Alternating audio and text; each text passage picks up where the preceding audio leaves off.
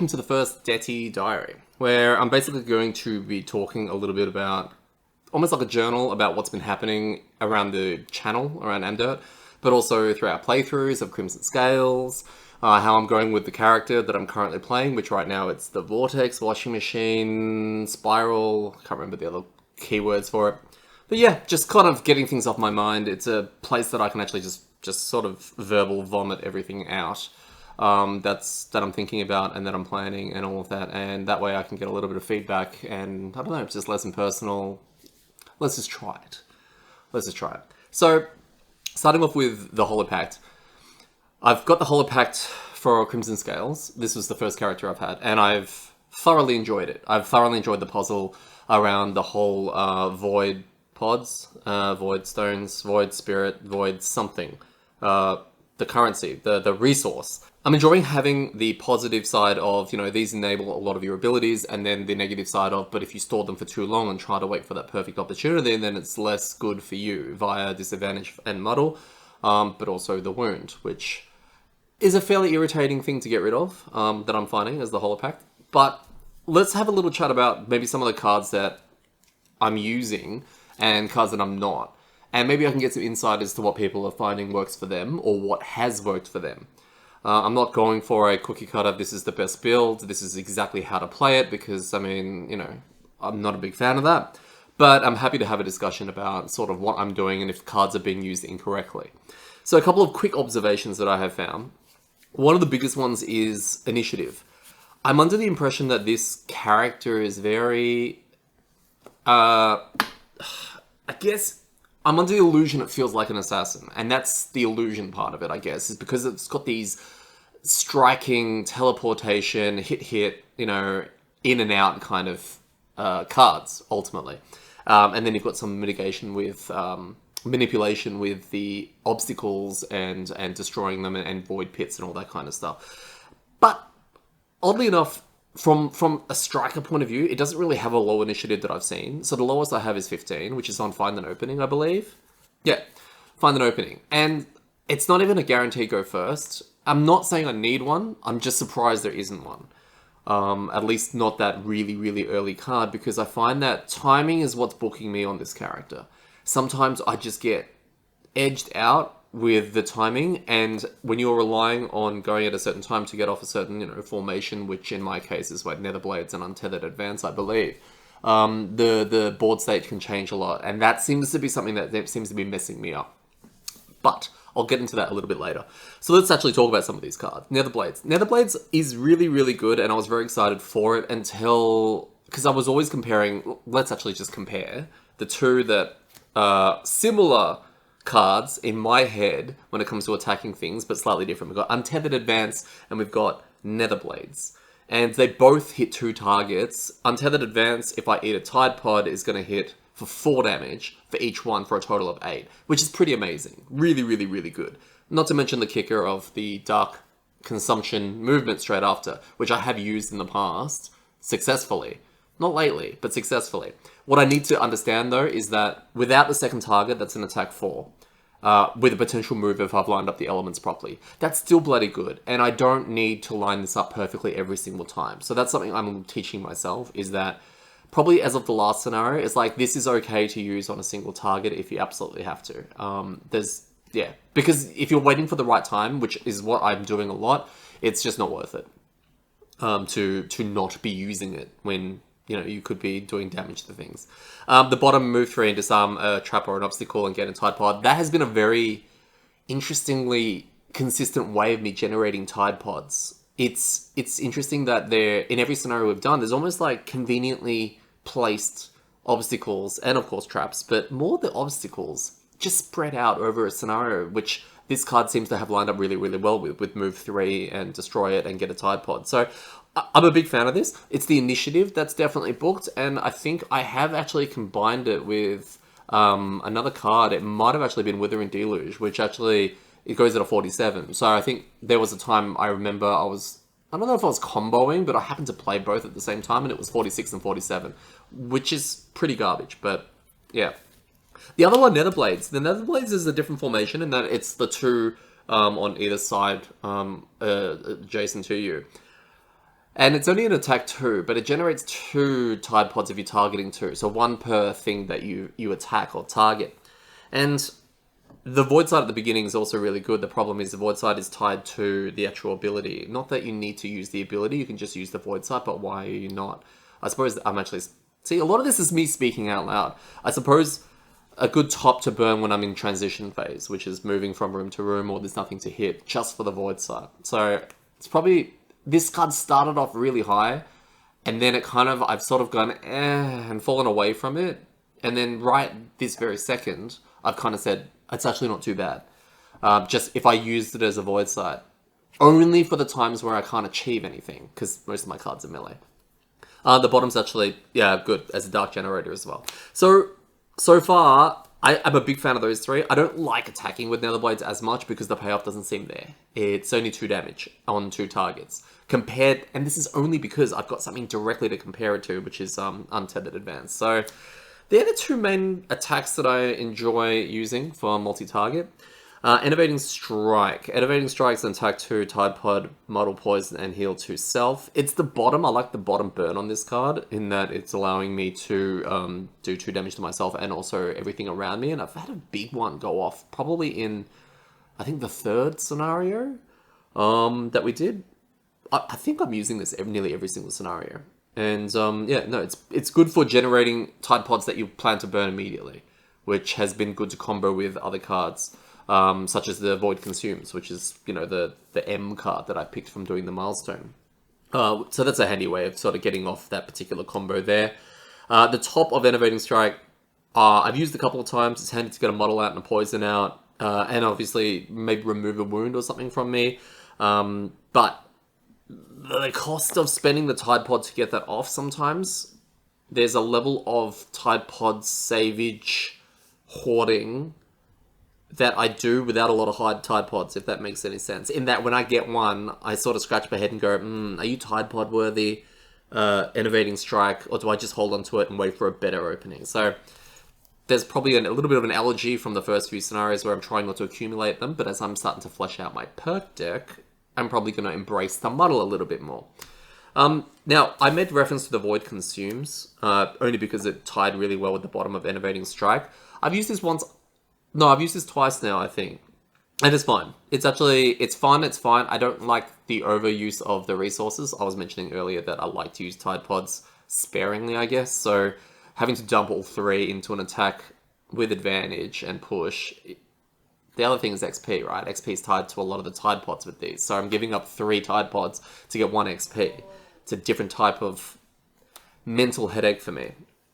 And then the bottom of it's more Void Pit stuff, which I'm not really embracing at the moment. I like the idea of it, and I look forward to fleshing it out more, I guess from a theory craft point of view, once we're finished, or once I've finished with the character and I see a bit more about it. But I have no regrets of kind of how I'm playing with it. I'm having regrets on how it's going. The most recent scenario was just... Like, it's not live as of... While I'm recording this right now, I haven't put it up yet, so no one's seen it. But holy crap, worst scenario I've ever been a part of. It just felt like everything went wrong. Anyway, that'll come out. You'll see that. Touch of the Void. Reliable stun. A big fan of this card. I love that it helps a lot of people. It's got, if I use a Tide Pod, it does increase the damage a little bit, which is not why I'm using it, but that's obviously tied to the XP and the Dark Generation, which is fine. The bottom of this card here, I'm gonna leave that with a couple of other things. Actually, let's get Withering Deluge, and we'll leave those to the side for now because I need to, and an Innovating Strike. I'm gonna put those to the side just so we can talk about that just a little bit later. Shroud of Grasp, that's the new card I picked up at level 2. This card was really, really, really fun. I like the bottom of it a lot. The top has been fine. The top is more clutch in if I need to immobilize something or I need to go invisible or something like that. But the bottom, just being able to manipulate the board state, sometimes to use my combos of Nether Blades or Untethered Advance, has been... Okay, let's rewind 2 seconds.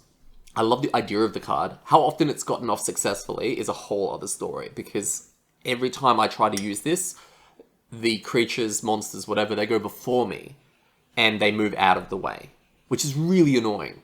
And all of a sudden, yeah, they're either next to me so that I don't get the Tide Pod for pulling them closer, or things like that. So it's a card that I'm liking in theory, and I'm going to continue using it because I really like what it does. I seem to be struggling to make it work properly just due to timing, and I think a lot of my problems are to do with timing. Find an opening. This card is amazing. I really, really am a big fan of this, especially mostly because of the retaliate thing. You can't get retaliated on. So I like that fact that I can hit a lot of the retaliate stuff and then announce to everyone, oh, I don't take retaliate on this attack, which seems to be something that books most of us in our group. So the bottom of Find an Opening, which is the Void side. I've used this a couple of times for just the Void side alone. There were a couple of earlier scenarios where if I happened to start closer to a whole bunch of mobs that are adjacent to me, the +1 damage to all attacks has actually been quite fun. This is also my earliest initiative card, so this is pretty much always going to be with me. Void Step is really, really cool. I'm leaning a lot more into the bottom of this than I planned at the start, just because the Tide Pod generation is so simple. It's like 1 damage to myself.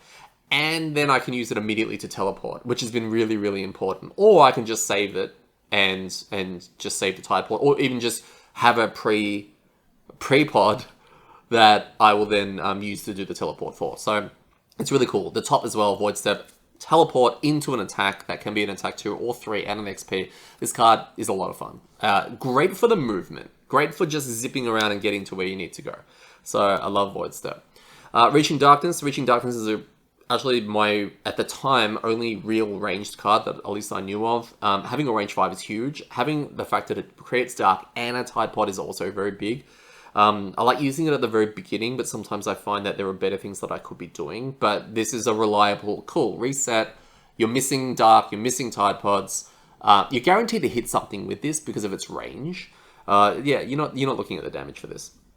The bottom of Reaching Darkness is going to go into that pile I was mentioning earlier, but one enemy within range 5 suffering 2 damage, and then you can consume the Tide Pod to teleport straight to them and perform an attack 2 with stun, creates dark XP.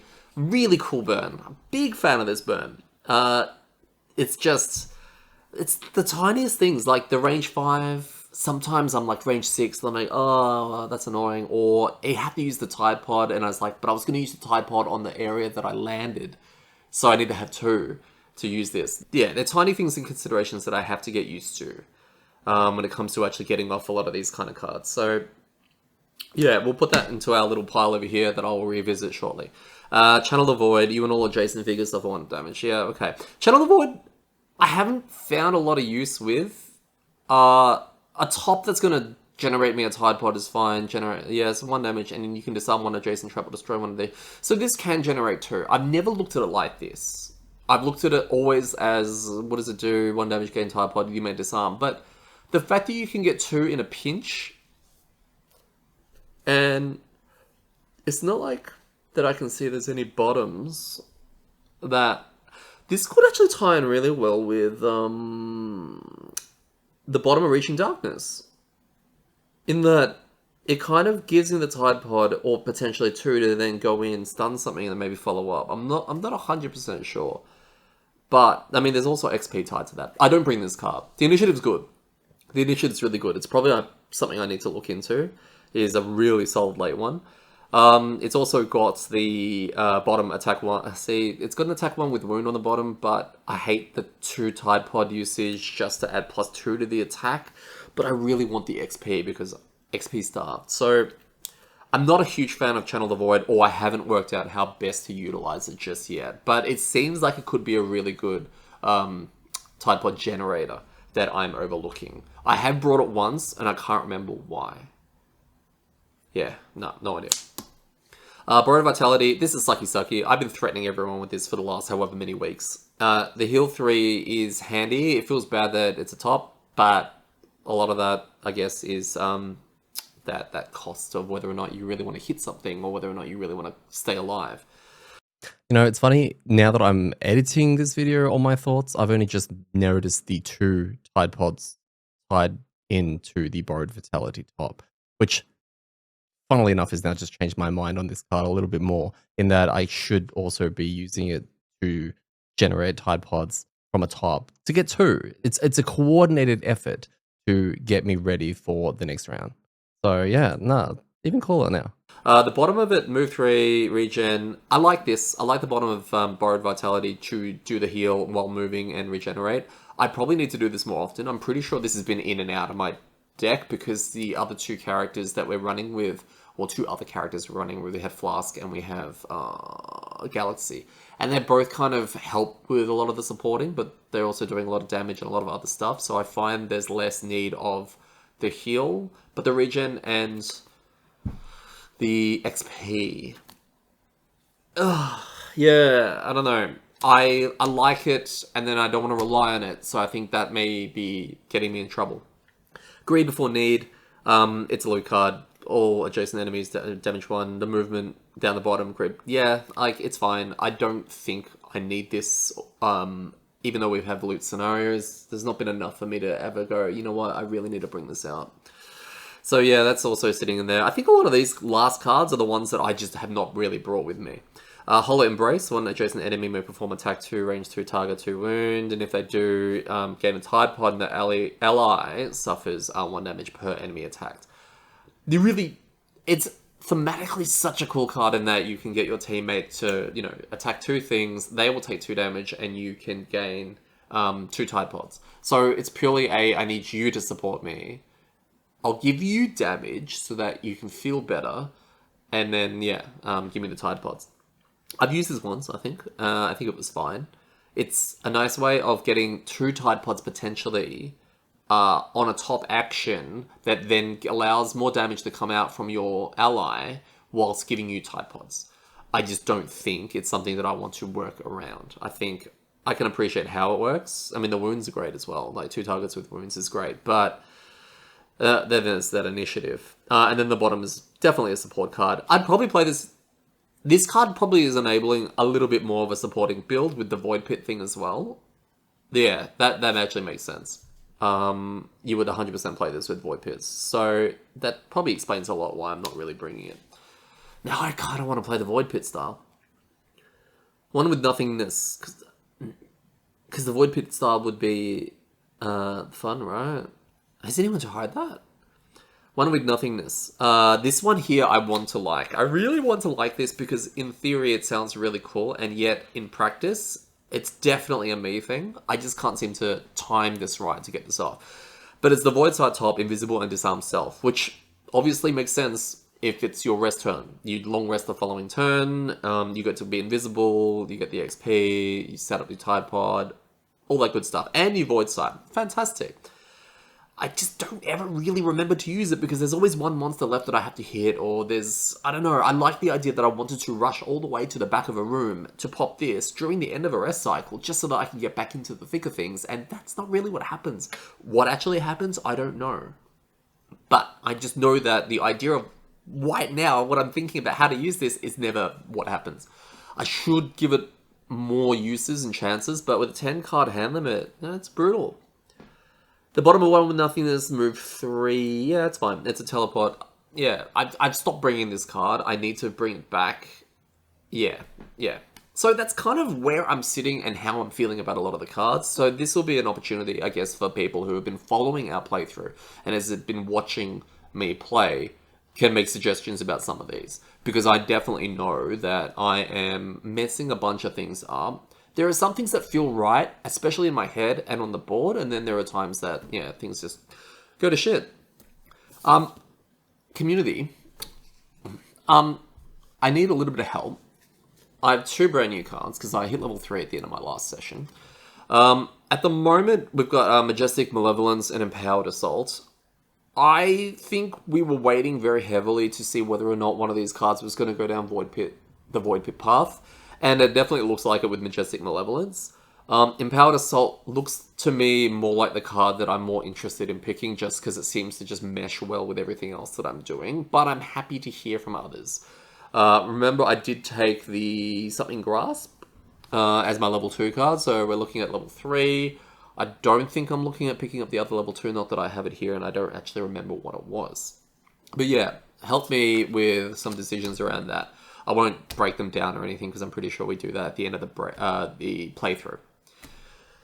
Item-wise, I'm still rocking I'm rocking 3. One of them I did pick up. So the Dizzying Tincture, which now I can use with the Minor Healing Potion now that I'm level 3, which is pretty awesome. This was the first item that I picked up, and it was during your attack ability add disarm to 1 attack. This has been really good. Big fan of this. Yeah, no real comments on that. Minor Healing to get me out of a bind. Previously, I've had to consider, do I want to disarm something or do I want to keep myself alive? And I have basically kept going with the healing one, and now I can use both, which is pretty cool. Iron Spear has been really good, at least for planning stuns, and also the one that I don't take, Find an Opening, where I don't take retaliate damage. Just those single target juicy hits, being able to hit from 2 hexes away, really good. I like it mostly for the stun part, like teaming it up with, what is it called? The Stunny McStunbo. Oh, I've lost it. Oh, there it is. Touch of the Void. So, I like teaming it up with the Iron Spear. I'm looking at picking up some armor sometime soon, but the options in the store are a little bit crap, and I seem to be surviving without it. Not really. And some boots as well. So, yeah, hopefully we can get me some boots, and probably looking at the speed ones from what I was saying earlier with the initiative problems. We'll get the speed ones, and then hopefully I can get some of these attacks off a little bit earlier and not have my plans go to crap. The more I'm saying it, the more I think I want the boots. At least for now. I'm sure there's better boots out there, but I want the boots. Finally, perks. I've taken the first perk, which is replace a -2 card with the +0 disarm and the -1 create an element. I'm trying to remove cards. I mean, the -2 is a given. You want to get rid of the -2. I've just added those two to bloat the deck a little bit because I'm going to start transitioning into lots of Tide Pottage.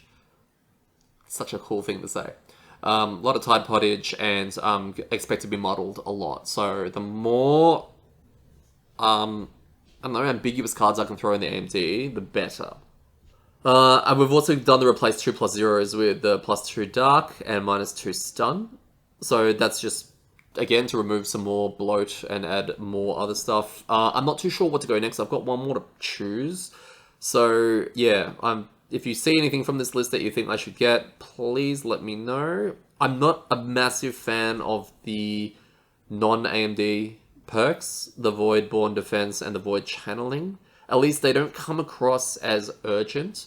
The bottom one, the Void Channeling, seems very cool, and I can probably utilize it just for the obstacle creation, but I don't think it's worth it right now. And I think it's there mostly to bump up that playstyle and make it a little bit more customizable, a little bit more appealing. Finally, on the Hollowpact, and I just need a drink. Finally, on the Hollowpact and this is, if you're Gaz, your name's Gaz, or your name's Mark, or your name's Phil, just stop. But or keep going, it's up to you. I'm going to talk a little bit about my PQ. So my PQ that I have at the moment is PQ, I don't know, number 2? No, it's 002. It is the one, it's called Apex Predator, and it's for the Bleeding Claw. Yes, there's conveniently been set up for me to get that particular character by the person who designed it. I have an issue with... I actually like this PQ. I actually think it's quite fun. I have an issue where it leads to, and it's probably 100% a group problem, whenever I go to do something, I have the boys looking at me like, why are you doing that? Why are you burning that? Is that a burn, Detty? Is that a burn? And it fucking tilts me off the planet that I'm just like, shut the fuck up and just mind your own business, right? But no, I get that it's just more, you would think that after all this time, people would accept that people do strange things in this game because of battle goals, because of personal quests, because of trials from previous games, things like that, right? You're gonna do weird stuff. Just leave people alone unless they're genuinely doing something, I don't know, detrimental to the group. PQs, they do that. And I love that it does that. So this particular one here is I have to experience 20 rounds where during or after you perform an action with a loss icon, so the burn, an enemy dies, alright? And this has been really tricky because there have been times that I have done it and the enemy hasn't died. Trying not to reveal too much, although I'm getting frustrated with the guys. I end up over-explaining it just to shut them up. But yeah, there are times where Touch of the Void, for example, It's got the bottom card, which is the heal 7 range 1 wound and poison to generate an XP. I would sometimes use that on someone who, I don't know, like Phil, who only was missing 6 health or whatever. And they're like, is that a burn? I'm like, yeah. But I know something else is going to die that round. This is also where potentially the initiative issues that I'm struggling with may come. Because Gaz on our Galaxy is very fast. And Phil can be quite quick as well. I don't actually know his initiatives anywhere near as well. And then, of course, Mark has a lot of early initiatives on the chain helm, chain guard, whatever. So I find that sometimes when I want to play a card to then burn to then, because only something has to die. I don't have to kill it. I just play a burn, and then as long as something dies in that round, I get a check. I find that sometimes they go before me and kill stuff in the round that I want to play one of these. So I may need to tell everyone, what do you say? What do you say? Like, this is the round where you please kill stuff, but after me. Like, I don't know. It gets to the point where I just need to almost wave this in people's faces, and I know what the response is going to be. It's going to be, oh, you should have, yeah, no, that's, and I'll be like, yeah, okay. Anyway, the PQ is good. Last scenario we did though, I got no progress on it, which is really unfortunate because it was just like some of the timing things, and yeah, I need to be able to line it up better. But it was going well until now. I'm hoping. I don't know what the timing is on this. I'm hoping to, because it's going to be a weird time where I will get to like, I don't know, 18 progress on this thing, and then I'm like not wanting to play Burns anymore. But obviously I do want to retire. I don't know. This is literally what goes through my brain. Alright, moving on from that. Hopes and wishes. I'm hoping that the character continues on its current trajectory. I'm really liking what I'm saying. I actually have no complaints over any of the things that I'm discovering, or the cards, or the perks, or anything like that. So as long as it keeps doing what it's currently doing and just keeps evolving off those systems, I'm stoked. I'm really, really happy. Concerns, yeah. And it's more to do with me. My concerns are mostly centered around bad games. I sometimes get a bit of anxiety, and my brain runs a million miles per hour, which is why I talk insanely fast. And I worry that the puzzle of the Tide Pods and usages is getting lost on me a little bit. I don't think that's fair on me. I think I get the concept. I just think that I need to get the timings and card combos just a little bit more down. I feel a lot more confident now than I did back then when we first started. But I still seem to run into a little bit of trouble, especially with aggression. I want to play aggressive. I want to get out there with the front line and pick things off. But I find that sometimes if I get absolutely creamed by really fast initiative monsters, sometimes that can be my undoing. But that's something I need to get used to. I'm mostly concerned about that. I'm definitely worried about XP. Everyone's shooting right past me for XP. Most of my XP seems to be tied to Tide Pods, which means I should be generating them probably a little bit more. Yeah, that's probably my biggest gripe right now is I don't seem to have the reliable spammable XP of the others. I might if I was to, exploit cards like One with Nothingness and, some of those attacks that aren't tied to. I mean, even the Void Consumes taking 3 Tide Pods for 1 XP. Yeah, there's a lot of cards here that don't really give me the XP. A lot of them, like, okay, Find an Opening is a really good example in that a lot of the times I'm running around with 1 Tide Pod, and then we use Find an Opening, and I'm like, are you Tide Pod worthy? Like, do I use the 1 Tide Pod just to get Pierce on the attack? Not that you have shields, but also the 1 XP. So it's essentially the Tide Pod for the 1 XP, or I could save it for a better turn the following turn with Innovating Strike or something like that. Not Innovating Strike, Untethered Advance. Yeah, Untethered Advance. Because that Tide Pod suddenly becomes even better. Especially if I can line it up with 2 things. So, I think, that's something that definitely is hindering me a little bit. Is just getting my head around the full timings of the Tide Pods and usages. So, Viking Fabian made a comment on one of our videos. And it was like, hi, I've been following along with my own Frosthaven progress, so I'm a year or 2 behind. Do you think Crimson Scales does hold up to the quality of Frosthaven? And I would say yes. I would say, I guess, quality. If we mean quality from, the overall Haven experience of, the building, not building the town, but building up the prosperity and leveling your characters and going into dungeons and all of that, and the quality of the enemies and the quality of, I don't know, the writing, I think it's up there. It's definitely up there. It's no problems. What I find interesting is that people sometimes, when they play Crimson Scales, the majority of people probably came from Gloomhaven initially due to the timing windows of when everything was coming out. So people who are playing Crimson Scales now, there's a high chance that they probably did play Frosthaven. So, for example, we've just finished our Frosthaven campaign a couple months back, and now we're starting Crimson Scales, which is going to feel different to someone who would have finished Gloomhaven, then jumped into Crimson Scales.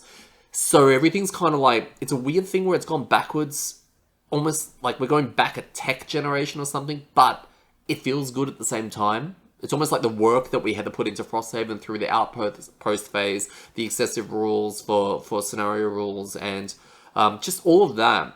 A lot of that's been stripped back again for us, which is completely, I don't know, welcome. It's quite nice. It's like a holiday before we jump back into a heavier one, maybe, like with 2.0. But yeah, with Gloomhaven, if you came from Gloomhaven into this, it would just feel like more of the same, but more along the positive side of it, in that you're now getting milestone cards and, everything stays kind of the same, but you're slowly being introduced new fun things that aren't going to create necessarily bloat.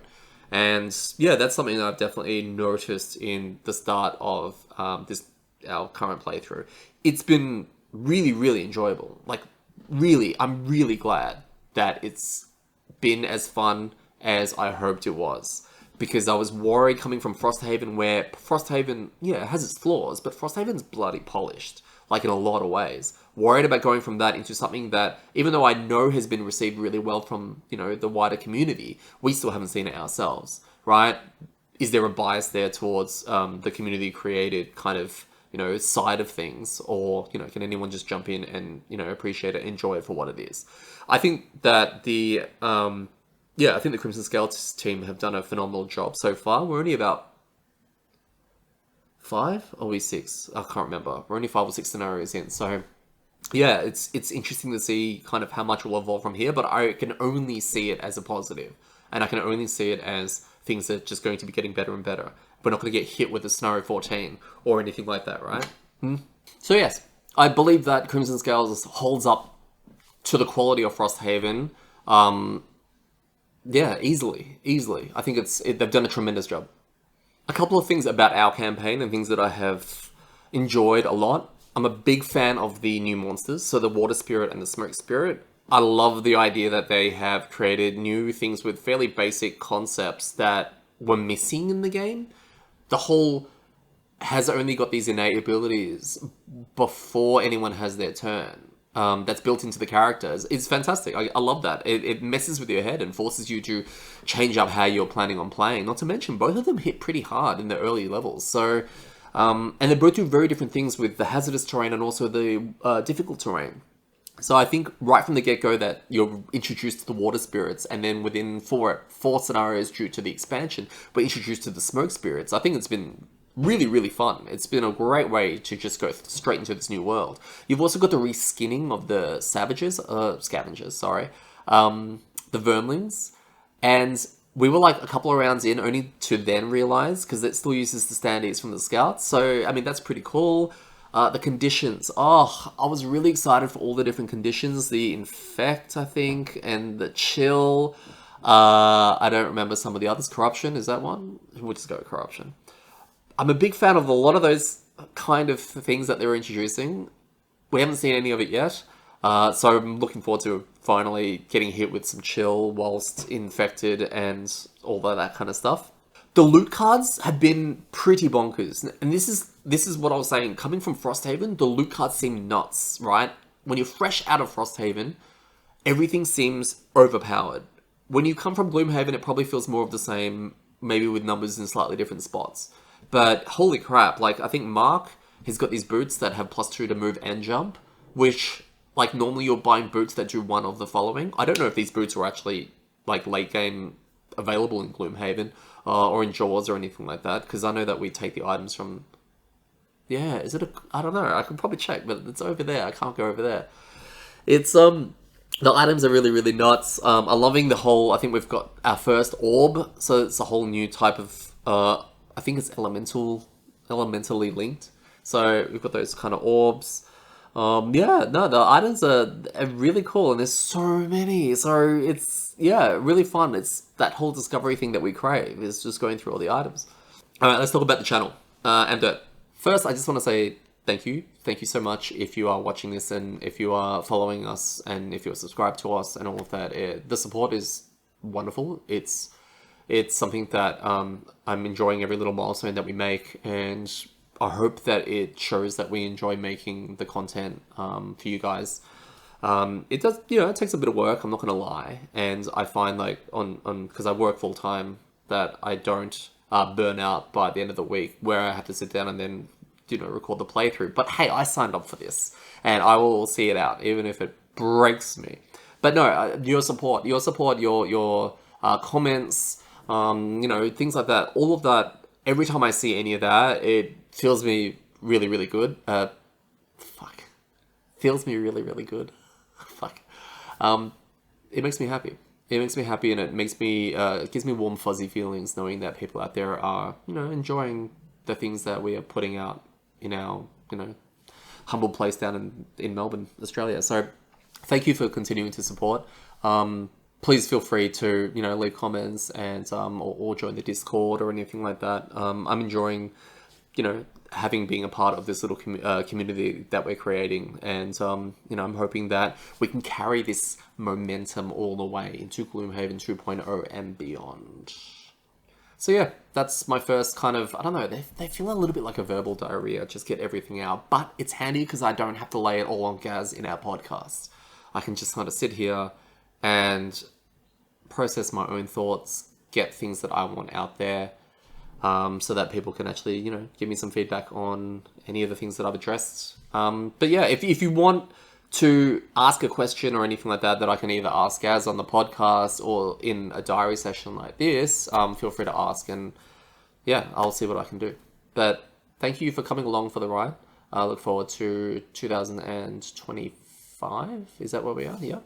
And yeah, I'll see you all on the other side.